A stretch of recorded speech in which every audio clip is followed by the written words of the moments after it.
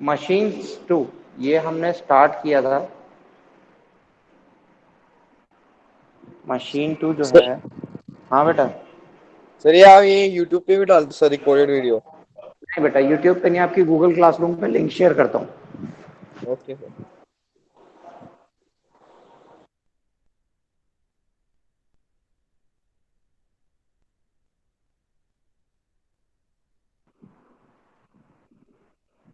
बेटा विजिबल है ना, ये मशीन्स टूल में लिखा है? नहीं है? No sir. है सर, मशीन सेकंड लिखा हुआ है। मैं थोड़ा सा बड़ा लिखता हूँ।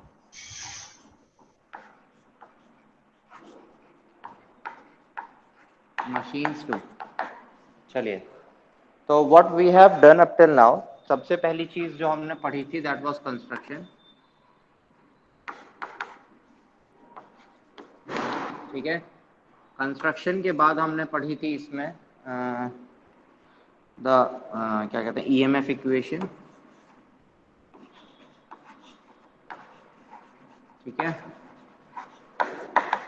यहाँ पे हमने केसी, जो the thing introduce to you are KD and KC और केपी। ठीक है, एपीकेसी। केपी और केसी, हाँ केपी और केसी एक ही चीज है।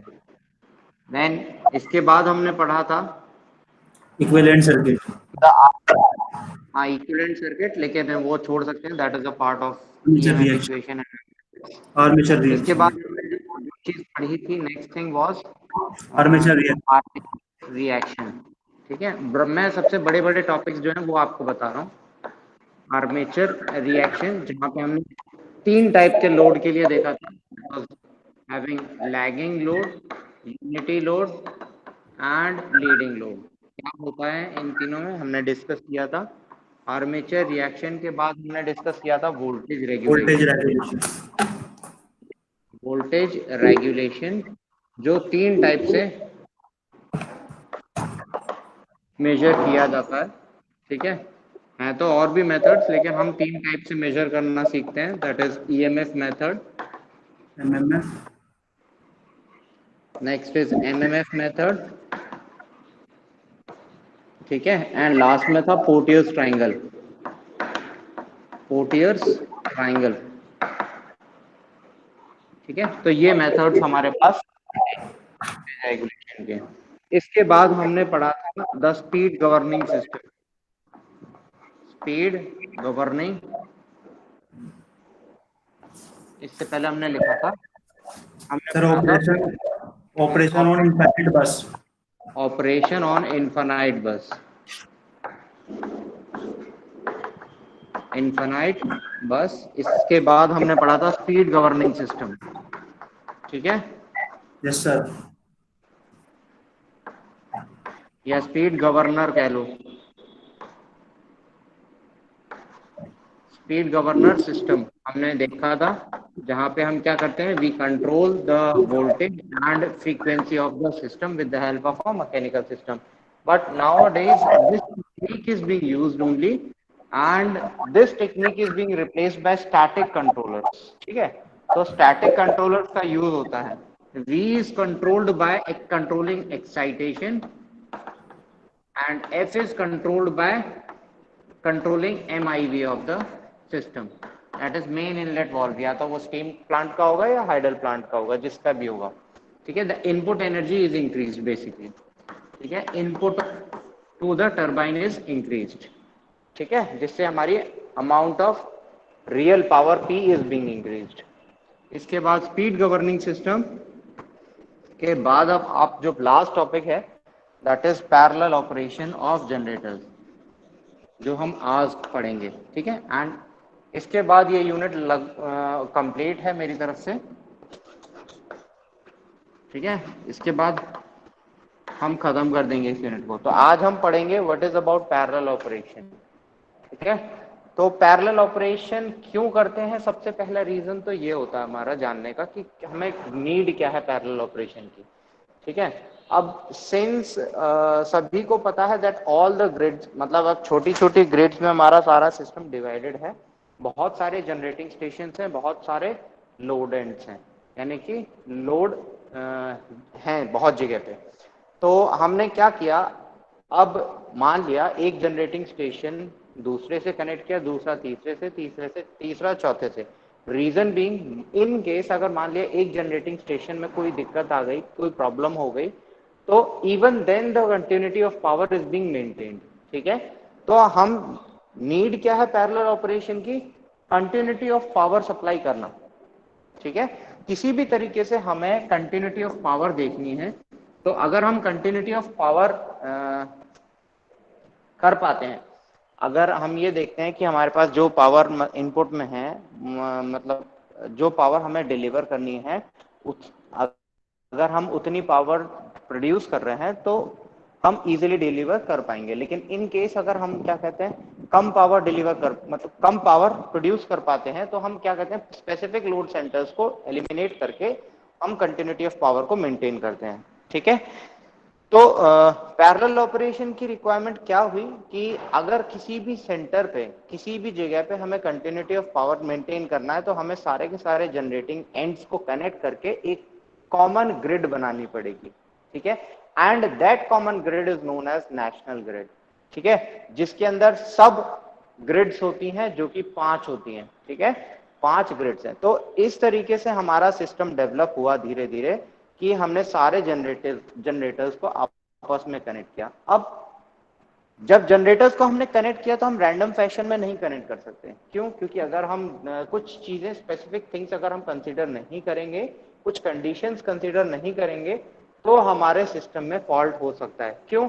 क्योंकि अगर फॉर एग्जांपल हम देखते हैं, साइन वेव कभी पॉजिटिव जाती है, कभी नेगेटिव जाती है, यानी कि पॉजिटिव हाफ भी है, उसका नेगेटिव हाफ भी है। एक जनरेटर मान लिया इस पॉइंट पे है, दूसरा जनरेटर इस पॉइंट पे है। ठीक है, ऑफ सिंगल फेज आर। ठीक है, तो क्या होगा, अगर मैं इन दोनों जनरेटर्स को एक साथ उस इंस्टेंस पे कनेक्ट करूंगा, तो क्या होगा, एक की पॉजिटिव एक की नेगेटिव, इतनी वोल्टेज डिफरेंस की वजह से शॉर्ट सर्किट हो जाएगी मेरे जनरेटर में, and with in moments may be it can be possible हमारा सिस्टम कोलैप्स हो जाए। ठीक है, तो हम क्या है, हम नहीं चाहते किसी भी जनरेटर को हम टर्मिनेट करें इस तरीके से। तो instead of matching my conditions, यानी पैरेलल ऑपरेशन करने से पहले ही मेरा सिस्टम क्या हो गया, प्रॉब्लम में फंस गया। ठीक है, क्लियर? ये चीज क्लियर हुई बेटा? Why we do parallel operation? Yes sir. Sir एक बार और बता दो सर एक बार और फिर से बता दो सर। ठीक सर, है, फिर से बता दो एक बार। पैरेलल ऑपरेशन करने का प्राइम रीजन है हमारा कि हम चाहते हैं कि हमारा जो जनरेटर है, मतलब मल्टीपल जनरेटर्स हैं, वो आपस में कनेक्ट हो जाए। ठीक है, ताकि हम, अगर हमें पावर सप्लाई, फॉर एग्जांपल हम ये कंसीडर करते हैं कि हमें एमआईईटी में पावर सप्लाई करनी है, and we are having just one generator. ठीक है, तो अगर मेरे उस जनरेटर में फॉल्ट हो जाए, तो कैन इट बी पॉसिबल कि हम कंटिन्यूटी ऑफ पावर मेंटेन कर सकते हैं यहाँ पे? नहीं। तो इस केस में क्या किया गया, हमारे पास, मान लिया हमारे पास नेक्स्ट केस में हमारे पास 2 जनरेटर्स हैं। ठीक है, दोनों जनरेटर्स चल रहे हैं। ठीक है, जनरेटर 1 एंड जनरेटर 2। ठीक है, अगर दोनों पैरेलल ही कनेक्टेड हैं पहले, ठीक है, कंडीशन क्या है वो हम बाद में देखेंगे। ठीक है, we are supplying a load at MIET suppose. ठीक है, मान लिया this is producing 30 megawatts and this is producing 20 megawatts. ठीक है, कैपेसिटी इन दोनों की लगभग 100 मेगावाट्स की है। ठीक है, तो इन टोटल हमारे पास 50 मेगावाट का अगर लोड है, ठीक है, 50 मेगावाट का लोड है, इसी में फॉल्ट आ जाता है, तो क्या होगा, entire this load will be shifted to other 50 megawatt. यानी कि एक जनरेटर खराब होने के बावजूद हमने दूसरे से कंटिन्यूटी ऑफ पावर मेंटेन करी। Similar is the case of power system. क्या होता है, वहां पे बहुत सारे जनरेटर्स हैं, बहुत सारे जनरेटिंग स्टेशंस हैं, तो बहुत सारे जनरेटिंग स्टेशन से पावर प्रोड्यूस हो रही है, एंड बहुत सारे हमारे पास लोड सेंटर्स हैं। ठीक है, यहाँ तो कॉमन एक ही दिखाया मैंने, बहुत सारे हमारे पास लोड सेंटर्स हैं। तो जब हम जितनी पावर जनरेट कर रहे हैं, उतनी पावर हमें डिलीवर करनी है, अगर हम सिस्टम लॉसलेस मानते हैं। तो अगर थोड़ा बहुत लॉसेस हो रहा है, तो लॉसेस कंसीडर किए जा सकते हैं। तो जितनी पावर जनरेटेड है उतनी पावर आपको डिलीवर करनी है। लेकिन इन केस अगर हमारे पास एक ही जनरेटर होगा तो सारा का सारी कंडीशन क्या हो जाएगी, एक जनरेटर के खराब होते ही सारी चीजें कोलैप्स, यानी सारे सेंटर्स पे हम इलेक्ट्रिसिटी प्रॉपरली डिलीवर नहीं कर पाऊंगा। अब क्या पता मुझे जनरेटर में कितना बड़ा फॉल्ट है, ठीक है। तो इसलिए to maintain the continuity of power, हर जगह हम पावर सप्लाई कर पाए प्रॉपरली एंड टाइमली, एंड किसी एक जनरेटर के खराब होने से या किसी कुछ चीज होने से, कोई प्रॉब्लम होने की वजह से उस लोड सेंटर पे इलेक्ट्रिसिटी डिलीवर कर पाए, ठीक है। In order to deliver things या deliver power we require parallel operation of generators. Clear. अब जब हम पैरेलली ऑपरेट करते हैं जनरेटर्स की, तो इन चीजों में हमारे पास कुछ स्पेसिफिक कंडीशंस हैं। ऐसे ही नहीं है कि हम रैंडम फैशन में एक जनरेटर लिया, दूसरा जनरेटर लिया, दोनों को कनेक्ट कर दिया, ठीक है। कुछ कंडीशंस हैं, कुछ चीजें हैं, वो समझनी पड़ेंगी आपको कि क्या वो कंडीशंस फुलफिल हैं। अगर वो कंडीशंस फुलफिल होंगी तो हमारे दोनों जनरेटर्स पैरेलली ऑपरेट हो सकते हैं, ठीक है। फॉर एग्जांपल यहाँ मैंने एक साइनसॉइडल वेव बनाई थी अभी आपके लिए। तो साइनसॉइडल वेव में मान लिया दो जनरेटर्स हैं, एक जनरेटर इस पॉइंट पे है, दूसरा जनरेटर इस पॉइंट पे है।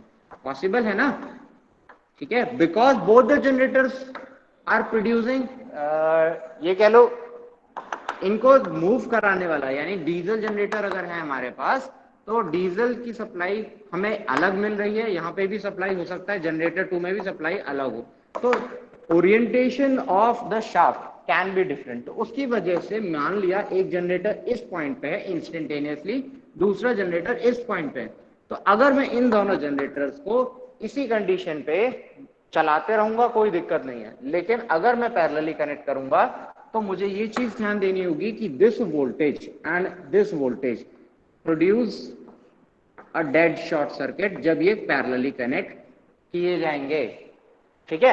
एंड इतना वोल्टेज डिफरेंस, ठीक है, इट कैन बी, अगर आप इस वैल्यू को देखो, this value can be 220√2, this can be 220√2, ठीक है।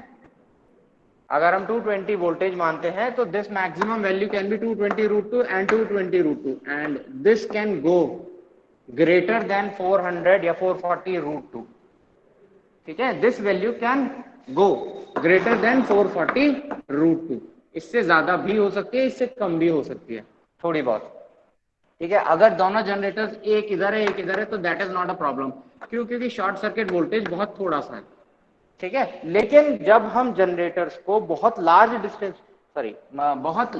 डिफरेंस पे कनेक्ट करेंगे तो there is a possibility of short circuit, ठीक है। तो इस कंडीशन को हमें रेक्टिफाई करने की जरूरत पड़ेगी, ठीक है। अब वो कैसे करेंगे वो चीजें हम डिस्कस करेंगे, that is known as conditions for parallel operation, ठीक है।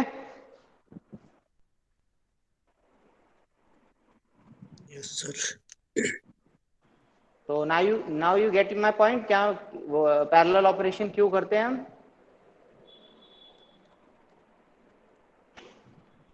Hello, now you get the things, yes sir. ठीक है। तो क्यों करते हैं बताओ, आपकी तरफ से क्या रिस्पॉन्स है।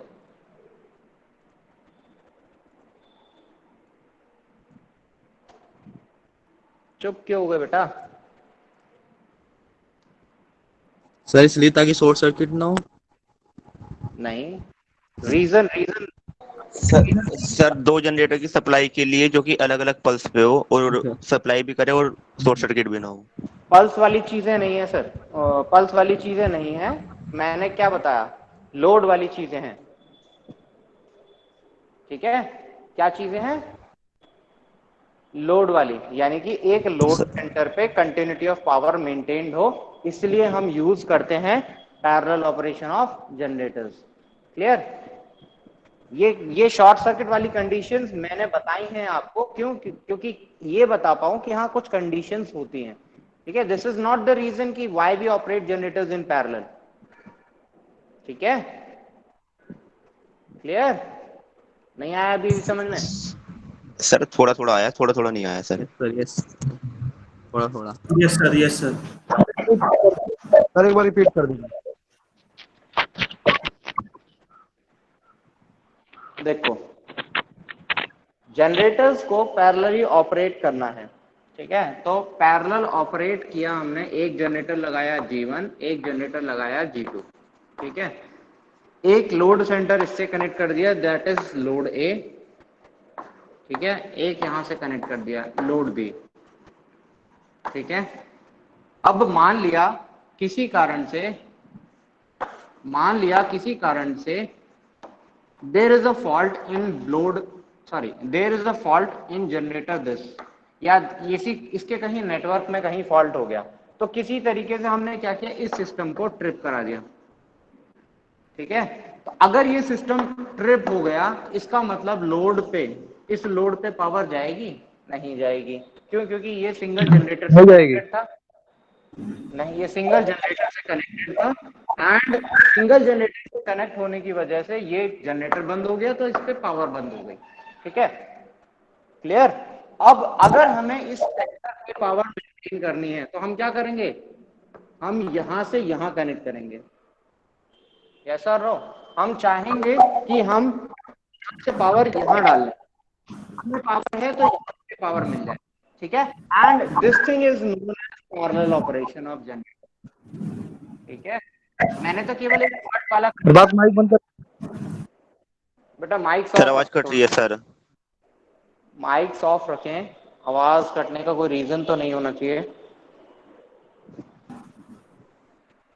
सर क्लियर आवाज है, आप बताइए।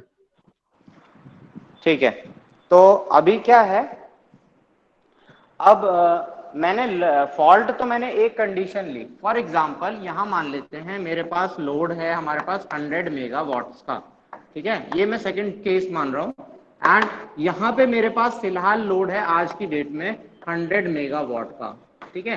Late us consider this generator is having a capacity of 400 megawatts, ठीक है, and this generator is having a maximum capacity of 150 megawatts, ठीक है। And we are not operating these generators in parallel, ठीक है। हमने दोनों जनरेटर्स को parallel में नहीं कनेक्ट किया है। अब क्या हुआ, कुछ टाइम के बाद देयर वाज अ प्रॉब्लम, हमने क्या हुआ, अब यहाँ पे लोड ए, आज मान लिया यहाँ पे 40 घर है, कल पता लगा, कल या एक साल के बाद जब हम आए यहाँ पे पता लगा यहाँ पे 100 घर हो गए, ठीक है। तो लोड चेंज हो जाएगा, लोड चेंज होते ही let us consider this becomes 200 megawatt, ठीक है। सिमिलरली लोड बी में भी कुछ चेंजमेंट आया, इतना चेंज आया, यहाँ डेवलपमेंट ज्यादा था तो यहाँ पे हो गया 300 मेगावाट, ठीक है। क्लियर? अब इस जनरेटर की कैपेसिटी क्या थी, 150 मेगावाट थी, तो Yes, ये sir. मैक्सिमम 150 मेगावाट ही प्रोड्यूस कर सकता है, ठीक है। जबकि इस जनरेटर की कैपेसिटी क्या थी, 400 मेगावाट, ठीक है। तो अब हम क्या करेंगे, अगर मुझे ये पावर यहाँ पे 150 मेगावाट ही डिलीवर कर पा रहा है, ये पावर मेंटेन करनी है, तो this is 200, this is 300, total हो गया 500, दिस इज 400, दिस इज 150, यानी 550 टोटल हो गया। तो टोटल पावर कितनी है हमारी, 550, यहाँ पे टोटल पावर है हमारे पास 500। तो अगर मैं इस जनरेटर की पावर को इधर भेज दूं तो मेरा लोड बी पे पावर मेंटेन रहेगी 300 मेगावाट, यस और no? Yes sir yes sir. है ना? यस तो सर। बेसिकली किसी भी तरीके से कंटिन्यूटी ऑफ पावर मेंटेन करना है मुझे एट लोड बी, ठीक है। तो पैरेलल ऑपरेशन का रीजन क्या है, to maintain the continuity of power at B, हम जनरेटर्स को पैरेलली ऑपरेट करते हैं। वो तो मैंने पहला वाला केस लिया था जहां पे इस कंडीशन में फॉल्ट हो गया, that is not the prime reason. केवल फॉल्ट ही नहीं हो सकता, सिस्टम में इंक्रीमेंट भी हो सकता है ना, सिस्टम में पावर भी तो बढ़ सकती है। आज की डेट में आपको पता है, लेकिन क्या पता अगले एक साल के बाद कितनी पावर हो जाए, ठीक है। ठीक है, ये चीजें स्पेसिफिक हैं। तो why we require operating generators in parallel to maintain the continuity of power at different load centers, ठीक है। किसी भी तरीके से हमें पावर मेंटेन करनी है, एंड अगर पावर मेंटेन करनी है तो हमें वेरियस जनरेटर्स को, छोटे छोटे जनरेटर्स को एक साथ कनेक्ट करना पड़ा, ठीक है। एंड एक साथ अगर हमने कनेक्ट किया तो एक ग्रिड फॉर्म हो गई। इस तरीके से नॉर्दर्न ग्रिड अलग हो गई, सदर्न ग्रिड अलग हो गई, ईस्टर्न एंड वेस्टर्न एक ग्रिड और है, सेंट्रल ग्रिड। ठीक है, तो 5 ग्रिड हैं हमारे पास ऑल ओवर इंडिया। ठीक है, एंड वो 5 ग्रिड अपना लेवल मेंटेन करती हैं, एंड वो 5 ग्रिड मिलके एक कॉमन ग्रिड बनाती हैं जिसे कहते हैं हम नेशनल ग्रिड। ठीक है, जो हमारी पावर इंपोर्ट की जा सकती है डिफरेंट कंट्रीज में। ठीक है, कि मान लिया अगर somebody else is requiring power, वहां पे इतने जनरेटिंग स्टेशंस नहीं है, for example Bhutan is requiring power, तो हम भूटान पावर सप्लाई कर सकें। ठीक है, अंडर द ट्रीटी। तो वो चीजें होती हैं। तो why we connect these generators in parallel, continuity of power maintain करने के लिए। Maybe the conditions can be different, fault भी हो सकता है एक रीजन हो सकता है कि फ्यूचर एक्सपेंशन हो सकता है। ठीक है, क्लियर। तो इसलिए हम जनरेटर्स को पैरेलली ऑपरेट करते हैं। अब समझ में आया सभी को? आई थिंक 2-3 बार मैंने समझा दिया ये चीज अब। Yes sir. Yes sir. ठीक है, हमें कहीं से भी पावर मेंटेन करनी है डिफरेंट लोड सेंटर्स पे। ठीक है, एंड पावर मेंटेन करने के लिए हमें कुछ स्पेसिफिक चीजें चाहिए, यानी कंडीशंस चाहिए। ऐसा नहीं है कि इस जनरेटर को उठाया तुरंत 3 तार उठाए, 3 तार इसमें लगा दिए। ठीक है, अगर 3 तार इधर से उठा के 3 तार इधर लगा दिए तो दिक्कत हो सकती है। क्या दिक्कतें हो सकती हैं? For example let us consider ये जो वोल्टेज है, ये this is developing voltage at 11 kV। ठीक है, सॉरी ये ज्यादा बड़ा जनरेटर है। लेट अस कंसीडर ये 33 kV पे वोल्टेज जनरेट कर रहा है, and let us consider this is generating power at 11 kV। क्या मैं कनेक्ट कर सकता हूं 3 वायर यहां से उठा के 3 वायर यहां डाल सकता हूं? हेलो, हाँ सर। नहीं डाल सकते। यहाँ से 3 वायर उठा के 3 वायर यहाँ नहीं कनेक्ट कर सकते, क्यों? क्योंकि ये 33 किलो वोल्ट है, ये 11 किलो वोल्ट है। एक कांस्टेंट वोल्टेज मेंटेन करनी पड़ेगी, यानी कि या तो हम एक कॉमन बस बार वोल्टेज पे लेके आए एंड उन दोनों बस बार को कनेक्ट करें। ठीक है, तो ये भी एक प्राइम रीजन हो सकता है। ठीक है, कि मतलब पहली कंडीशन ये हो सकती है वैसे एक्चुअली, कि same voltage should be maintain. ठीक है, same voltage should be maintain. Second condition ये है, let us consider this generator is producing almost 49.9 hertz and this generator is producing 51.2 hertz. It can be possible. ठीक है, थोड़ा plus minus हो सकता है। ठीक है, depends upon the load also. ठीक है, तो क्या मैं इस कंडीशन पे कनेक्ट कर सकता हूं जनरेटर्स को? नहीं। ठीक है, तो क्या है, इनकी फ्रीक्वेंसी भी सेम होनी चाहिए। They should have same frequency. ठीक है, third, they should have same phase voltage actually. ठीक है, same phase voltage, same frequency. And अगर मैं कंसीडर करता हूं यहां पे 3 फेजेस हैं हमारे पास। ठीक है, तो 3 फेजेस में हमारे पास RYB कंडीशन है, तो यहां पे भी वही कंडीशन होनी चाहिए, यानी कि phase sequence should be same. ठीक है, सेम फेज सीक्वेंस। क्लियर? ये चीज क्लियर हुई? Yes sir. ठीक है, Yes, sir. तो क्या क्या है कंडीशंस? एक बार देख लो क्या क्या है। सेम फेज वोल्टेज मेंटेन होना चाहिए, वोल्टेज फ्रीक्वेंसी और सेम फेज सीक्वेंस जो है सेम फेज में होनी चाहिए। Excuse me sir. बेटा बताओ सर इसमें पोलैरिटी नहीं आएगी किस चीज की? सर हमारी सप्लाई की या कनेक्शन की? बेटा RYB में कोई पोलैरिटी नहीं होती है। सर जब हम जनरेटर को कनेक्ट करते हैं तो हम उसके कनेक्शन उसमें हम पोलैरिटी का ध्यान नहीं रखेंगे? बेटा polarity is nothing but phase sequence only actual. ठीक है, यानी RYB फेज सीक्वेंस आप मेजर करोगे, R फेज को R फेज से, Y फेज को Y फेज से, B फेज को B फेज से। क्योंकि अगर आप ध्यान से देखोगे किसी भी जनरेटर में, आप you can not identify actually what is R phase, what is B phase and what is ये वाई फेज, ठीक है। Y ये तीनों फेज हम yes, sir. आइडेंटिफाई नहीं कर सकते। हम एक फेज को रेफरेंस ले लेते हैं, लेट दिस बी आर, ठीक है। Let next phase will be Y, next phase will be B. इसी तरीके से हमने दूसरा जनरेटर लिया आर, उसको हमने दिया R2, Y2 एंड B2, ठीक है। उनके तीनों टर्मिनल्स, हम तीनों वायर देखिए। इसके बाद हमने सीक्वेंस कैसे मेजर किया, अगर सीक्वेंस मेजर करने के लिए फेज सीक्वेंस इंडिकेटर आता है। फेज सीक्वेंस इंडिकेटर बताता है कि दिस इज गोइंग क्लॉकवाइज और एंटी क्लॉकवाइज। अगर ये क्लॉकवाइज है यानी इसका मतलब है सीक्वेंस है आर वाई बी, अगर ये एंटी क्लॉकवाइज है इसका मतलब R B Y is my sequence. Similarly over here, इधर भी आपको पता लगेगा वेदर इट इज क्लॉकवाइज और एंटी क्लॉकवाइज, ठीक है। Let us consider it is anti clockwise. तो अगर ये दोनों या तो क्लॉकवाइज हों या दोनों एंटी क्लॉकवाइज हों तो हम कम्युनिकेट करेंगे यानी कनेक्ट करेंगे।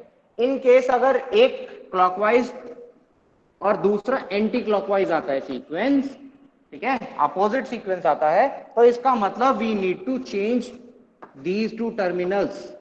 अगर ये मेरा इनकमिंग जनरेटर है, ठीक है, ये मेरा इनकमिंग जनरेटर है और ये बस बार वोल्टेज है, ठीक है। तो इनकमिंग जनरेटर के टर्मिनल्स, किसी भी दो टर्मिनल्स को चेंज करने से this sequence is changed and उसके बाद मैं कनेक्ट कर सकता हूं। क्लियर विकास? Okay, sir. ठीक है। तो basically we Yes, talk sir. About sequence, we never talk about the polarities of the system, क्योंकि पोलैरिटी देखो हर आधी साइकिल के बाद पोलैरिटी उल्टी हो जाती है यानी चेंज हो जाती है, ठीक है। सर तो बैलेंस हो जाता है नेगेटिव। हाँ, पॉजिटिव नेगेटिव बन जाती है, Sir. Negative positive. हाँ बेटा, ये अब मैं रुक सर जाओ 2 इसमें मिनट, मैं कुछ मतलब एक कंडीशन और है उस चीज को और मैं बता दूं, है ना। अब बेसिकली इन कंडीशंस को हम कहते हैं नेसेसरी कंडीशंस, ठीक है। Why necessary? क्योंकि अगर ये कंडीशंस नहीं होंगी तो there is a possibility of dead short circuit, ठीक है। तो इन इलेक्ट्रिसिटी गई, होल्ड फॉर अ मिनट। चलिए, आप विकास कुछ कह रहे थे। जैसे हम ट्रांसफॉर्मर के पैरेलल ऑपरेशन की बात कर रहे थे तो हम वहां पे भी इस तरीके की कंडीशन पढ़ रहे थे, तो इसमें भी हमारे अल्टरनेटर में पर यूनिट सिस्टम से रिलेटेड जुड़ा होता है क्या सर?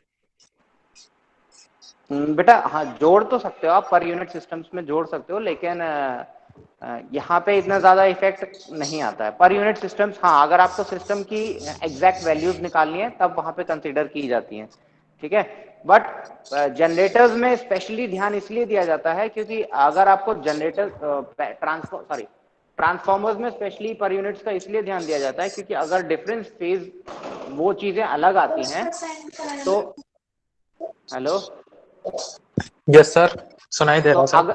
अगर जनरेटर्स में दोनों अलग अलग चीजें आती हैं, ठीक है, यानी 2 ट्रांसफार्मर लिया आपने, दोनों ट्रांसफार्मर का इनपुट भी अलग सेम है और आउटपुट भी सेम, ठीक है, यानी आपने प्राइमरी जी सर। सेम वोल्टेज, सेकेंडरी भी सेम वोल्टेज के लिए, अगर दोनों का पर यूनिट इंपीडेंस अलग अलग होगा तो ड्रॉप्स विल बी डिफरेंट, ठीक है। अगर Okay, sir. ड्रॉप्स अलग होंगे तो इसका मतलब क्या है, अगर सर पॉसिबिलिटी ऑफ उनके लॉसेस भी अलग अलग होंगे। लॉसेज अलग अलग होंगे, लॉसेज अलग होंगे तो इसका मतलब दोनों वोल्टेजेस अलग अलग ऑब्टेन कर रहे होंगे, तो ये चीज, ठीक है। तो इसलिए हम ट्रांसफॉर्मर्स जी में सर। स्पेसिफिक देते हैं, लेकिन इन केस ऑफ जनरेटर्स आपकी जो इनपुट सप्लाई है दोनों की अलग अलग है ऑलरेडी, ठीक है, वो सेम सप्लाई नहीं है। यहाँ पे केवल क्या है, हम जो ओके सर। जनरेटर वोल्टेज केवल वो हमें मैच करनी है, ठीक है। But okay sir. जनरेटर्स में स्पेसिफिक जनरेटर्स में पर यूनिट हमें इसलिए ज्यादा देखना पड़ता है कि सिस्टम का इंपीडेंस शुड बी सेम ताकि सर्कुलेटिंग करंट प्रोड्यूस ना हो। एक ये मतलब वो रहता है इंपॉर्टेंट कि आप सर्कुलेटिंग करंट को अगर आप जीरो करना चाह रहे हो तो the impedance of the system या both the transformers should be same, तभी जीरो, ठीक है। Okay sir.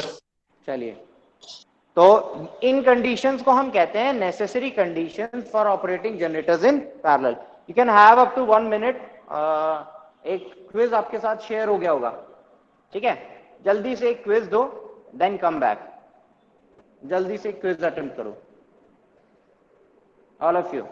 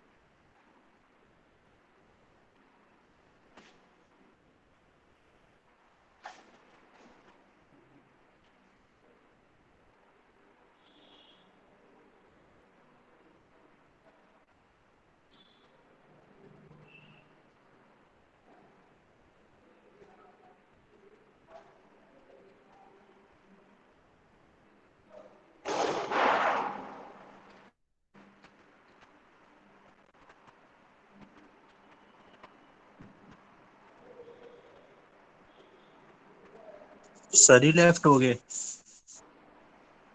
मैं तो नहीं हूं बेटा। हेलो। अच्छा सर, वो यहाँ पे लिखा हुआ कंफ्यूज आया हो था गए। आपका नाम। मेरे दो लॉगिन आ रहे होंगे, वो एक लॉगिन कॉलेज इंटरनेट कनेक्टिविटी से चलता है ना, तो वो लॉग आउट हो जाता है, हो सकता है। ओके। Excuse me sir. हाँ बेटा। सर ठीक हो गया सर। एक्साइटेशन चेंज करने पे जो जो दो पैरेलल ऑपरेशन में अल्टरनेटर हैं, तो खाली वो केवीआर लोड से शेयर करते हैं सर। हाँ लेकिन सर, हाँ सर, शायद हमारे समझ में तो ये था कि सर दोनों लोड्स एक साथ शेयर करते हैं सर। बेटा, मैं बताता हूँ आपको। आप अगर एक्साइटेशन कंट्रोल कर रहे हो, excitation controls my voltage and we controls my Q, ठीक है? एक्साइटेशन जी sir. Controls my voltage and voltage controls Q. Whereas अगर मैं इनपुट किसी चीज का चेंज करूंगा, input controls my del, that is load angle, which controls my P. ठीक है? आप नेक्स्ट सेम में एक सब्जेक्ट पढ़ोगे, वहां की ये चीज ज्यादा क्लियर होंगी, पावर सिस्टम एनालिसिस। तो पावर सिस्टम एनालिसिस में आप इसी चीज का एनालिसिस निकालोगे, ज्यादा चीजें वहीं डिस्कवर करोगे कि अगर हमें क्यू कंट्रोल करना है तो in order to control Q of the system we need to control V, which in turn controls which is being controlled by excitation, यानी सर डीसी यहाँ सोर्स। पे सर यहाँ पे तो फिर ये एक कंफ्यूजन क्रिएट कर रहा है ना, क्योंकि हमने हमने पढ़ा है कि जब सिंक्रोनस मशीन को हम डील करते हैं तो वो केवीआर और केडब्ल्यू दोनों पावर एक साथ करता है, जिससे उसका पावर का बैलेंस बना रहता है। लेकिन अभी मैं आपको जो मतलब बता रहा हूँ, फिलहाल उस पर स्ट्रेस करो। हाँ, आपने क्या चीजें पढ़ी हैं, लेट मी नो। एक बार मेरे को भी, मतलब जब डिस्कस करेंगे तो आप सेपरेटली मुझसे डिस्कस कर लेना विकास, ठीक है? मैं आपको ओके समझा ठीक दूंगा। है सर। वहां पे भी अगर कोई कंफ्यूजन होगी तो मैं ठीक आपको समझा दूंगा, ठीक है? तो ठीक है हमने sir. Necessary okay conditions sir. पढ़ी हैं, तो हमारे पास जो 4 नेसेसरी कंडीशंस हैं वो मैंने आपके सामने लिखी हुई हैं। They must be having same phase voltage. हाँ, हालांकि इनको अगर एलोबरेटेड फॉर्म यानी पूरी कंप्लीट लैंग्वेज में लिखेंगे तो ऐसा लिखेंगे कि द इनकमिंग मशीन। अब देखो, जब हमें 2 जनरेटर्स कनेक्ट करने हैं पैरेलली, ठीक है, तो एक जनरेटर बनता है हमारा इनकमिंग मशीन, यानी जिसको हम कनेक्ट करना चाह रहे हैं विद द अदर मशीन, ठीक है? मान लिया एक हमारे पास जनरेटर है G1, सॉरी, एक जनरेटर है G1, एक जनरेटर है हमारे पास G2, ठीक है? G2 की कैपेसिटी मेरी 400 मेगावाट है। तो जिसकी कैपेसिटी फॉर एग्जांपल हमारे पास ज्यादा होती है, मैं कंसीडर कर लेता हूं कि let this be the machine जिसका रेफरेंस हमें सेट करना है and this be incoming machine, ठीक है? तो आप इनकी मतलब जो लैंग्वेज है वो ऐसे लिखोगे, the phase sequence of bus voltages and the incoming machine voltage must be in the same phase. ठीक है, यस मस्ट बी सेम, इस तरीके से, यानी अगर हमें चाहिए the phase of the incoming bus and the bus voltage must be having same voltage level, ठीक है, must be having same frequency, must be having same phase sequence and must have same phase. Phase का मतलब होता है अगर ये positive है तो पॉजिटिव, नेगेटिव है तो नेगेटिव, ठीक है, यानी तीनों वोल्टेजेस या तो पॉजिटिव हो या तीनों वोल्टेजेस नेगेटिव हो, अकॉर्डिंगली जो भी हो, ठीक है. तो ये 4 कंडीशंस आपकी मेंटेन्ड रहनी चाहिए, ठीक है. तो this is my, late us consider ये 100 मेगावाट प्रोड्यूस कर रही है, तो 100 मेगावाट वाली मैंने इनकमिंग मशीन मान ली. तो इस मशीन को इस मशीन से कनेक्ट करने के लिए सबसे पहले मैं तीनों फेज का कंपैरिजन करता हूं, ठीक है. Our device which compares these things is known as सिंक्रोनोस्कोप,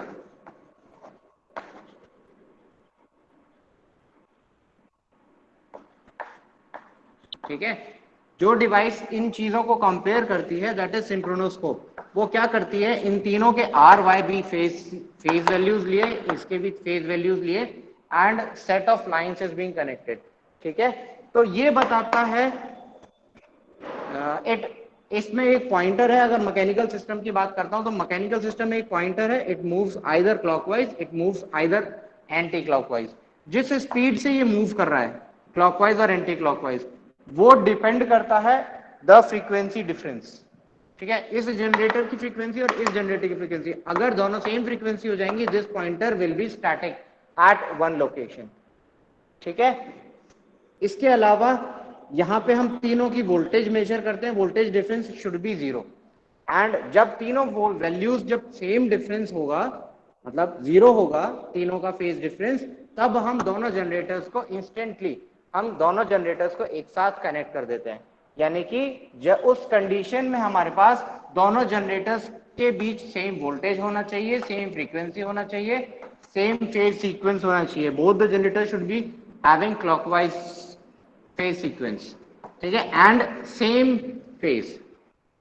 जब ये चारों कंडीशंस मैच होंगी, उस इंस्टेंट पे हम दोनों जनरेटर्स को एक साथ कनेक्ट कर देंगे एंड दोनों जनरेटर्स कनेक्ट होने के बाद ये किस में आ जाएंगे, सिंक्रोनिज्म में आ जाएंगे. उसके बाद, ठीक है, चाहे लोड ए में लोड इंक्रीज हो, चाहे लोड बी में इंक्रीज हो या डिक्रीज हो, कोई मैटर नहीं है.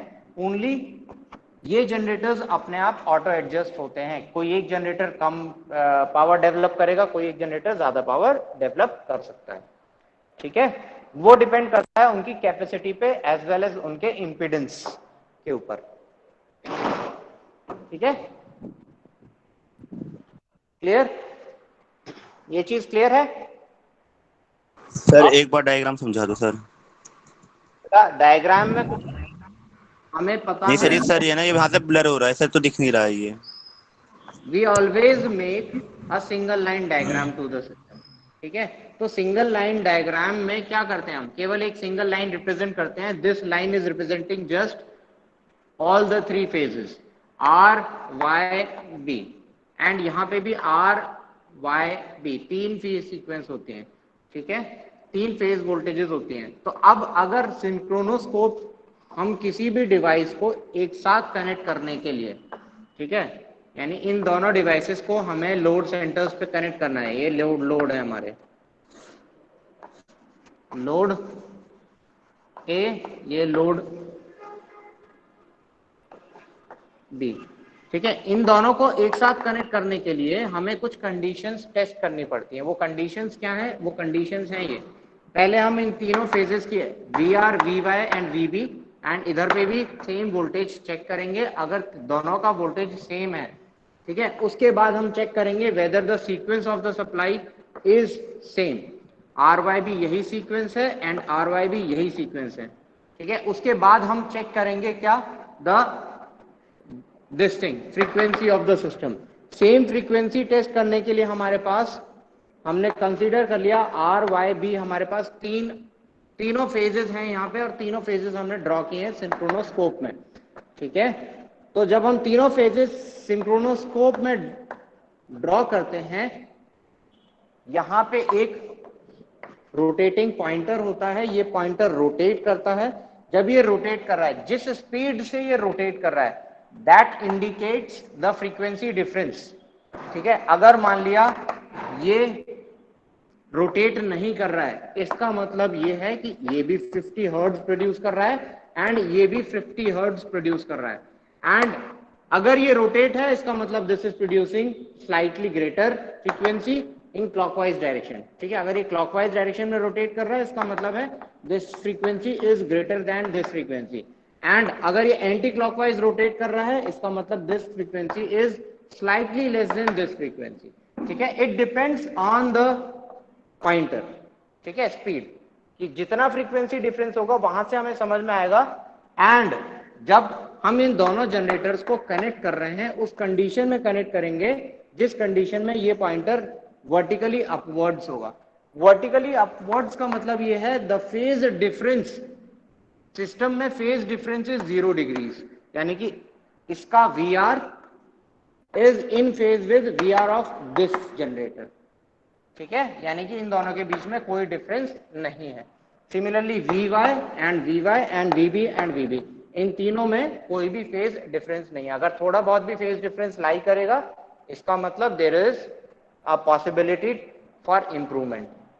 ठीक है, तो हम कब कनेक्ट करते हैं जनरेटर्स को? जब ये वर्टिकली अपवर्ड्स होता है। ठीक है, लैब्स में ये एक्सपेरिमेंट अवेलेबल है। ठीक है, तो इन केस अगर आप लैब में विजिट करोगे इस सेशन में, तो हम वहां पे ये एक्सपेरिमेंट आपको प्रैक्टिकल करके दिखाएंगे। ठीक है, you can also perform this experiment labs में। आप ये देख सकते हो कि कैसे हम दो जनरेटर्स को कनेक्ट करते हैं, क्या क्या कंडीशंस टेस्टिफाई करते हैं। ठीक है, मेजर करते हैं। अगर नहीं करेंगे तो you will see some huntings. Hunting क्या है वो मैं बाद में बताऊंगा।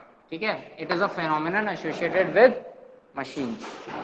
ठीक है, वोल्टेज का फ्लक्चुएशन होना, दैट इज कॉल्ड हंटिंग, वो हम डिस्कस करेंगे बाद में। ठीक है, अगर ये कंडीशंस हम मेंटेन नहीं करते हैं तो क्या चीजें हो सकती हैं? There is a possibility of short circuit, there is a possibility of hunting. ठीक है, टू एंड फ्रो होना मोशन का। चलिए,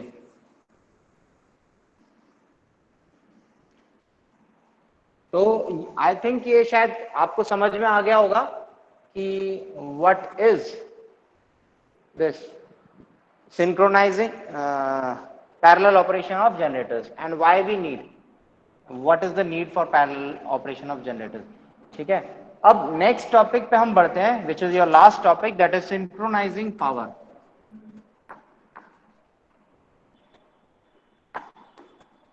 synchronizing power. ठीक है, synchronizing power क्या चीज है? इसको हम रिप्रेजेंट करते हैं P sync से।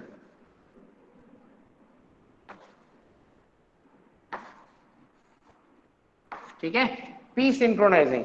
ठीक है, सिंक्रोनाइजिंग पावर क्या चीज है? It is the degree to which the machine, ठीक है, it is the degree to which the machine is stiff with the rotor angle. यानी कि हमने क्या किया, P सिंक इवेल्युएट करने के लिए हमने क्या किया, हमने निकाला change in my power upon change in my load angle. ठीक है, power generated by the generator, जितनी वो पावर डिलीवर कर रहा है, जितनी वो पावर जनरेट कर रहा है, to the change in load angle is denoted as P synchronisation. ठीक है, सिंक्रोनाइजिंग पावर। अब अगर हम P की डेफिनेशन या P की इवेल्युएट करते हैं फॉर सिलेंड्रिकल जनरेटर्स, ठीक है, सिलेंड्रिकल जनरेटर्स के लिए P equation is given by EV upon XS sine of del. ठीक है, एंड ये वैल्यू अगर हम यहां रखते हैं तो P सिंक की वैल्यू आ जाती है हमारे पास, या सिंक्रोनाइजिंग पावर की वैल्यू आ जाती है, दिस इज कांस्टेंट, इसको हम कहते हैं P मैक्स। ठीक है, तो this value is also constant, P max sine del का डिफरेंशिएशन आ जाएगा यहाँ पे। तो साइन डेल का डिफरेंशिएशन क्या होता है? Cos of del. ठीक है। तो पी सिंक्रोनाइजिंग पावर जो होती है that is the amount of power, ठीक है, एक तरह की वो पावर है जो सिंक्रोनाइजेशन के लिए रिस्पॉन्सिबल होती है, ठीक है। यानी कि दो जनरेटर्स जब ऑपरेट होंगे तो उन दोनों जनरेटर्स को सिंक में मेंटेन करने के लिए जो पावर यूटिलाइज होती है, मतलब रिकवर, उन दोनों को एक साथ मैच करने के लिए जो पावर यूटिलाइज होती है उसको कहते हैं हम सिंक्रोनाइजिंग पावर, ठीक है, क्लियर। तो सिंक्रोनाइजिंग पावर को अगर हम देखते हैं तो it is the stiffness of coupling, basically stiffness of coupling, ठीक है। मोटे मोटे तौर पे अगर हम समझते हैं, एक जनरेटर है आपका, दूसरा जनरेटर है, ठीक है, दोनों जनरेटर्स में कुछ फेज डिफरेंस है, ठीक है, दोनों जनरेटर्स को आपने आपस में कनेक्ट कर दिया, तो एक जनरेटर दूसरे जनरेटर को सिंक में मेंटेन करने के लिए कुछ पावर यूटिलाइज करेगा and that power is known as synchronising power, ठीक है। वंस द जनरेटर्स मैचअप, उसके बाद ये पी सिंक पावर खत्म हो जाएगी, यानी कि जब दोनों में कोई डिफरेंस आएगा तो ये सिंक्रोनाइजिंग पावर यूटिलाइज होगी, एल्स सिंक्रोनाइजिंग पावर नॉर्मली 0 रहती है, ठीक है, क्लियर। सर अगर जब दोनों सेम होंगे तब चलेगी सिंक्रोनस पावर? सिंक्रोनाइजिंग पावर बेटा, सिंक्रोनाइजिंग पावर सिंक्रोनाइजिंग पावर तब यूटिलाइज होती है जब दोनों generators different different load angles पे ऑपरेट कर रहे होते हैं, ठीक है, यानी कि there is a difference between the load angles of the two generators. आपने दोनों जनरेटर्स को उठाया और एक साथ कनेक्ट कर दिया, तो क्या करेंगे, एक जनरेटर दूसरे जनरेटर को लोड शेयर करेगा उस केस में, तो जब वो लोड शेयर करेगा वो कोशिश करेगा कि उस जनरेटर को वापस से उसी लोड एंगल पे लेके आए जहां पे वो होना चाहिए था, ठीक है। तो इस कंडीशन में वो कुछ पावर डिलीवर करेगा उस जनरेटर पे भी, तो वो जो पावर डिलीवर करेगा that is called synchronising power, ठीक है। In order to maintain the two generators in synchronism, जो पावर यूटिलाइज होगी उसको हम कहते हैं सिंक्रोनाइजिंग पावर। तो synchronising power is defined in this way, the change in my power upon change in my load angle, जितना load angle का change होगा अपॉन जितना पावर का चेंज है, ठीक है, क्लियर। No sir. इसी तरीके से सिंक्रोनाइजिंग पावर के साथ साथ, since it is we are talking about power दिया हमने, यानी किसी जनरेटर को जब हमने पावर सप्लाई किया तो उस पे हमने टॉर्क भी प्रोड्यूस किया, ठीक है। जब हम टॉर्क प्रोड्यूस करेंगे तो वहां पे कॉन्सेप्ट आएगा सिंक्रोनाइजिंग टॉर्क का, विच इज इक्वल टू, ठीक है, पी सिंक अपॉन ओमेगा, ठीक है। Since this is a synchronous generator तो यहां पे आ जाएगा ओमेगा एस, ठीक है, दैट इज इन रेडियंस, ये याद रखना है, आरपीएम में नहीं, रेडियंस में रखना है। तो रेडियंस में रखने के लिए हम क्या करेंगे, 2 पाई ns बाय 60, वो भी हम लगा सकते हैं, ठीक है, 2 पाई ns by 60।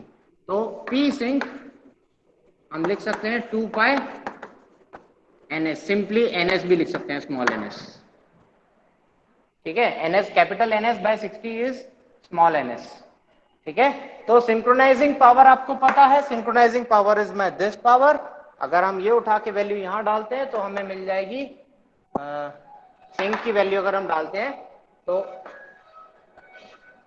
That is dp by d del 1/2 pi ns, ठीक है, 1/n s multiplied by dp by dl, p sync की पावर।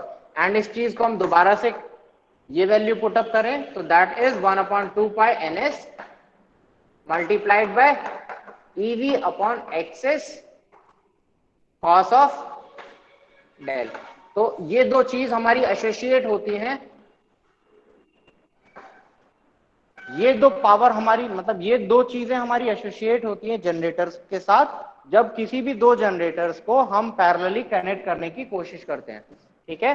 एंड दिस वैल्यू, ठीक है, दिस वैल्यू शुड बी लो, कोशिश ये रखनी है कि दिस वैल्यू शुड बी लो, क्योंकि अगर ये वैल्यू ज्यादा होगी, ठीक है, तो क्या होगा, देयर इज अ पॉसिबिलिटी कि हमारी mechanical stress would be developed on the shaft. ठीक है, तो हमें वो भी देखना है। देखो, electrical energy with in seconds develop हो जाती है, मिली सेकेंड्स में भी डेवलप हो जाती है, लेकिन mechanical energy can not be developed. क्यों? क्योंकि उसके लिए कुछ inlet, you have to increase the inlet, यानी कि आपको इनपुट एनर्जी किसी भी जनरेटर पे इंक्रीज करनी होगी। अब जब इंक्रीज करोगे तो मैकेनिकल सिस्टम्स आर एसोसिएटेड। बेटा एक काम करो, आपके क्विजेस आ गए होंगे, ठीक है? सर हाँ बेटा। सर यहाँ पे सर 2 पाई n/60 होगा कि ओनली 2 पाई n होगा? 2 पाई n/60, n कैपिटल होगा, सर यहाँ पे 60 होगा तो सर लिखे नहीं है इसमें। 2 पाई n/60, वेयर दिस, अगर आपको ये नहीं लिखना है तो स्मॉल n s n आ जाता है। ठीक। क्या संजय? ठीक है, हाँ ठीक है सर। क्लियर? छोड़ो, चलो अटेम्प्ट करो, क्विज अटेम्प्ट करो। आपके पास क्विजेस आ गए होंगे, शायद 2 आ गए होंगे अब तक तो। चलिए, हो गए सर।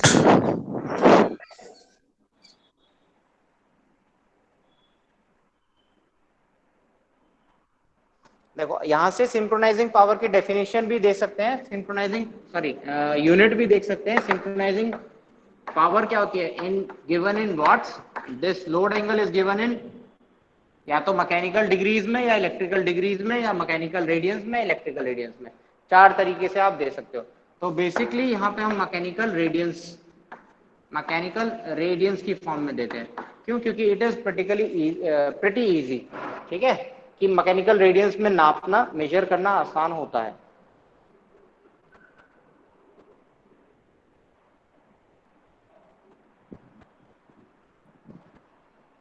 वॉट्स पर मैकेनिकल रेडियंस, ठीक है। सर सर और क्विज तो करने दो। हाँ, कर लो बेटा।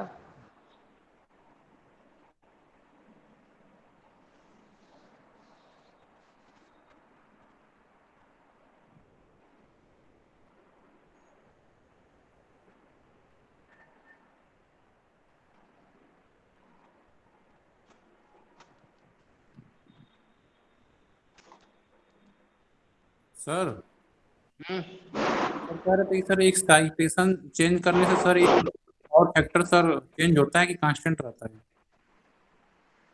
हाँ बताओ मुझे। चेंज होना चाहिए ना? हाँ तो चेंज हो जाएगा। सर उसमें सर दिया था कि एक्साइटेशन अल्टरनेटर की चेंज होने पे कांस्टेंट रहता है। वोल्टेज, क्या सर? एक्स क्विज में एक एक्साइट क्वेश्चन था। एक्साइटेशन का बेसिक कंट्रोल है बेटा वोल्टेज पे, ठीक है। तो फिर एंड उससे तो सर वोल्टेज, पावर फैक्टर भी इम्प्रूव होता है जैसे सिंक्रोनस मोटर में था। बेटा सिंक्रोनस मोटर का कॉन्सेप्ट जब पढ़ेंगे तब हम वहां बताएंगे, ठीक है। एक्साइटेशन कंट्रोल करते हैं हम वहां पे, ठीक है, वो उसका लॉजिक भी है, वो अलग चीज़ों से डिनोट किया जाता है, ठीक है। वो बता देंगे उस टाइम पे, जब हम सिंक्रोनस मोटर की बात करेंगे तो उस टाइम पे हम ये चीज़ें पढ़ाएंगे आपको कि वहाँ पे हम एक्साइटेशन हमें चेंज करना होता है। क्यों चेंज करना है, उसका रीज़न है, ताकि हम डिफरेंट वेरिंग लोड्स पे हम वेरियस पावर फैक्टर्स ऑब्टेन कर सकें, ठीक है। वहाँ हमारा मोटो होता है पावर फैक्टर इंप्रूवमेंट करने का। तो हम वहाँ पे मशीन को एक्साइटेशन की हेल्प से अंडर एक्साइटेशन और ओवर एक्साइटेशन ये फिनोमिनन्स देते हैं, ठीक है। करेंगे, डिस्कस करेंगे वहाँ, छोटी छोटी चीजें लिख लो, we will discuss these things.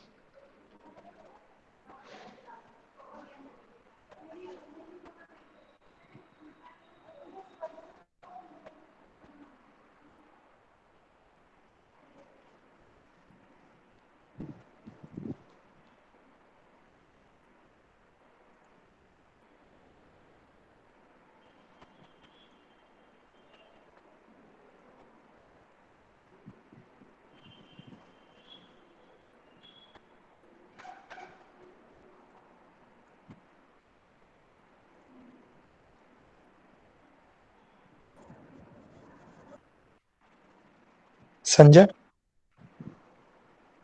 हो गया बेटा, हाँ। क्विज हो गया विकास? हाँ सर। यस सर, हो गया हो quiz। गया।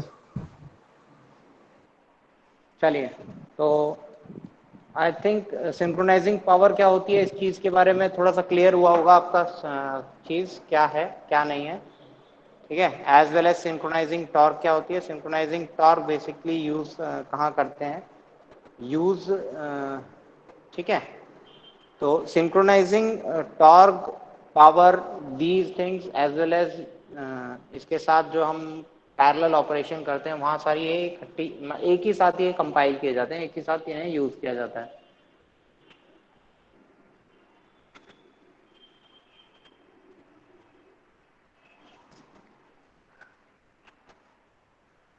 सिंक्रोनाइजिंग पावर, ठीक है। अगर मैं इसकी पीपीटीज आपके साथ शेयर करूंगा, पीपीटीज में अगर कोई डाउट होता है यू कैन आस्क मी, ठीक है। और सर जी, वहाँ पे, हाँ बेटा, सर पीपीटी मत भेजो, वो क्या नाम है, पीडीएफ बना के भेज दो सर। चलो मैं पीडीएफ बना के भेज दूंगा, ठीक है। मैं एक साथ कंपाइल करके पीडीएफ भी बना के भेज दूंगा, कोई दिक्कत नहीं है दोनों ही चीज़ों में। अच्छा। चलिए, तो जो भी है एक्सेसिबल आपके पास हो वहाँ से पढ़ लेना, ठीक है। दोनों ही चीज़ें मैं फॉरवर्ड कर दूंगा, कुछ लोगों के लिए पीपीटी कंफर्टेबल होती है।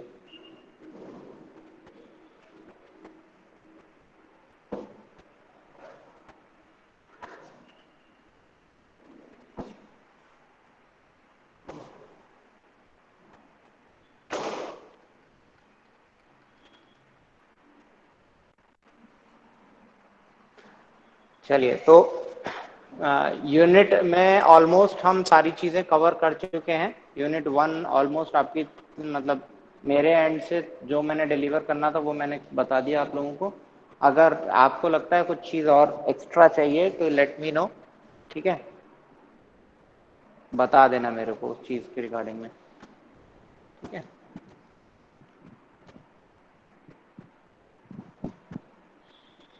बाकी छोटी छोटी चीज़ें हैं, सिंक्रोनाइजिंग पावर कोफिशिएंट्स कैसे देखते हैं ये आप, that is P max cos del है।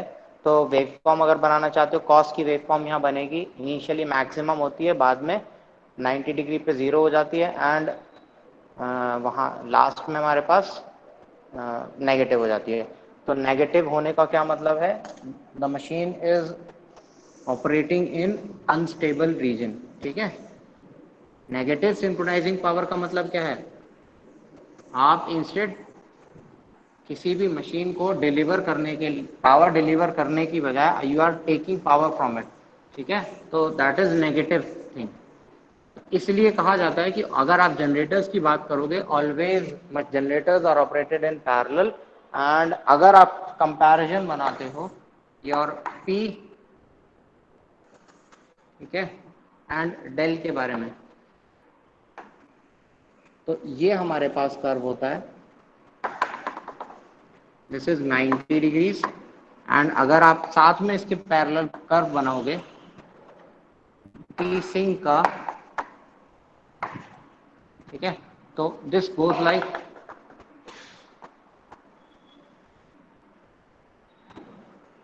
ठीक है, इस तरीके से जाता है। तो सर नीचे का नहीं दिख रहा है।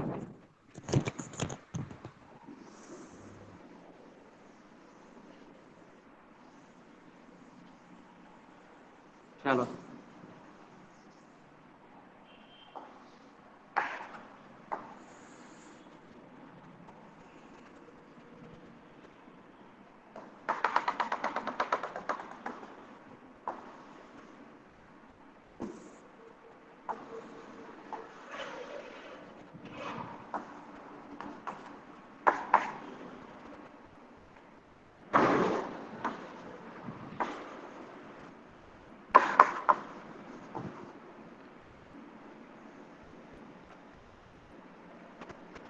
ये इस टाइप से सिंक्रोनाइजिंग पावर और इसका कर्व होता है। अगर किसी भी जनरेटर को ऑपरेट होना होता है तो ये रीजन होता है हमारा स्टेबल ऑपरेटिंग रीजन, ठीक है, स्टेबल ऑपरेटिंग रीजन, ठीक है, जहां पे ये कहा जाता है कि द पावर, अगर आप पावर डिलीवर कर रहे हो to the given by the generator and P sync is positive, synchronising power is positive, तो इसका मतलब you are operating in stable region. And else, अगर you are delivering power such that you are delivering negative synchronizing power, तो it means you are operating in unstable region. ठीक है, तो ये definition मतलब आपको लॉज एज अ लॉ भी मिलेगा पढ़ने के लिए कि why synchronizing power should be positive when the generator is delivering power. Region है उसका स्टेबल ऑपरेटिंग रीजन. अगर आपको किसी भी चीज को स्टेबली ऑपरेट करना है तो synchronizing power as well as my active power delivered by the generator should be positive. ठीक है, इनमें से कोई भी एक पावर नेगेटिव हो गई, इट सिंपली मीन्स अगर इसके आगे की बात करोगे, ठीक है, आगे मोटरिंग रीजन आ जाता है. ठीक है, तो जनरेटर एंड यहाँ पे खत्म हो जाता है. 180 डिग्रीज पे आपका जनरेटिंग एंड खत्म हो जाता है. 180 डिग्रीज के बाद मोटरिंग एंड शुरू हो जाता है. ठीक है, यहाँ पे नीचे आ जाता है, थोड़ा इतना डिटेल में नहीं जाता है. तो जनरेटर मोटरिंग, तो जनरेटर को पॉजिटिव हाफ में रखते हैं as well as such that it is developing synchronising power in this region. ठीक है, नेगेटिव रीजन में चले जाएगा तो अनस्टेबल हो जाएगा ऑपरेशन. ठीक है, क्लियर. तो ये ग्राफ्स हैं, स्केच करने पड़ेंगे, तो अगर you can easily sketch, I think ये चीजें सिंक्रोनाइजिंग पावर और नॉर्मल पावर की हैं. ठीक है, चलिए, तो मेरे ख्याल से लास्ट क्विज आपका एक्टिव हो गया होगा. You can leave the class. अगर किसी को कोई डिस्कशन करना है, ही और she can stay, else you can leave the class now. ठीक है, ओके सर. चलिए, thank you sir. Sir submit all quiz. और कर दिया submit. Yes sir. Yes, sir.